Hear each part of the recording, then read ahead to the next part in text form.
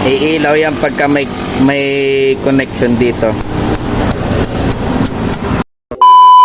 Yo mga tol, meron tayo ditong gagawin. Dirt bike yan, semi dirt bike. Old model na motor yung tatak, BMX. Pero maganda pa yan mga tol. Gagawin natin ito kasi tagal na stock up. So iisa-isahin natin magmula sa kuryente dun sa battery hanggang sa susian, tapos sa CDI. Tuturo ko isa-isa mga tol. Kaya mga tol, inuna natin yung battery kung may supply.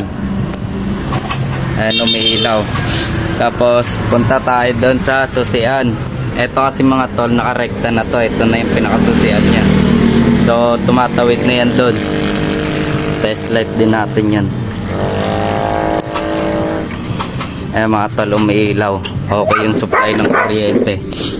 Pero dito papuntang CDI wala nang tumatawid na kuryente. Kaya magmula dun sa susian dapat merong kuryente rito.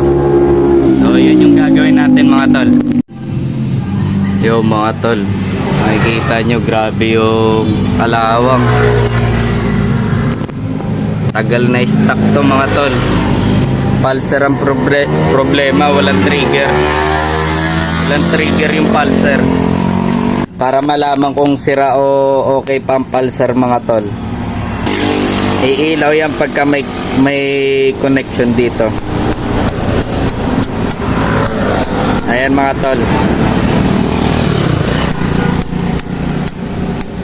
Ayan, lumalabas yung kuryente.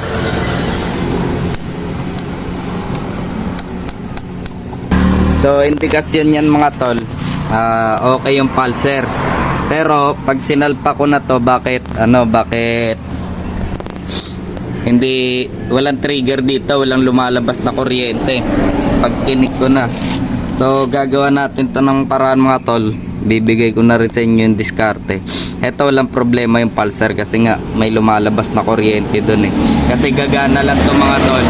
Ito pagka dumaan to, yung nakaumbok na bakal. So yun mga tol, napalabas na natin yung kuryente.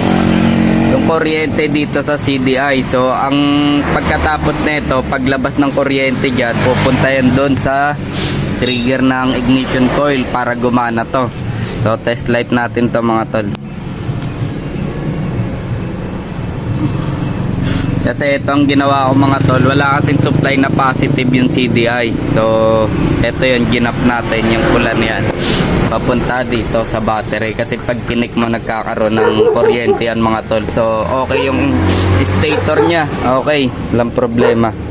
Nakuha natin, may kuryente na.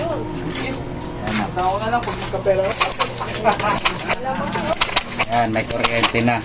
Bali yung pulsar mga tol, yung pa rin yung kinabit natin, may ginawa lang tayo modified kasi hindi na umaabot yung pulsar doon sa nakauslimbakan ng magnet. Kaya mas nilapit lang natin para umabot, magkaroon ng kuryente. So ano lang to mga tol, carburetor na lang, gagana na to. Subukan natin to panda rin.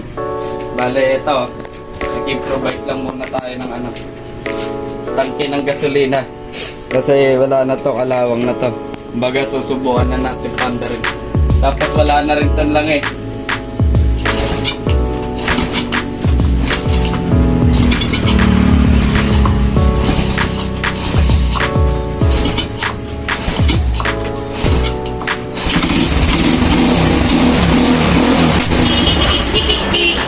Huwag natin tuloy. At least napaganan natin. Papalitan natin ito lang eh.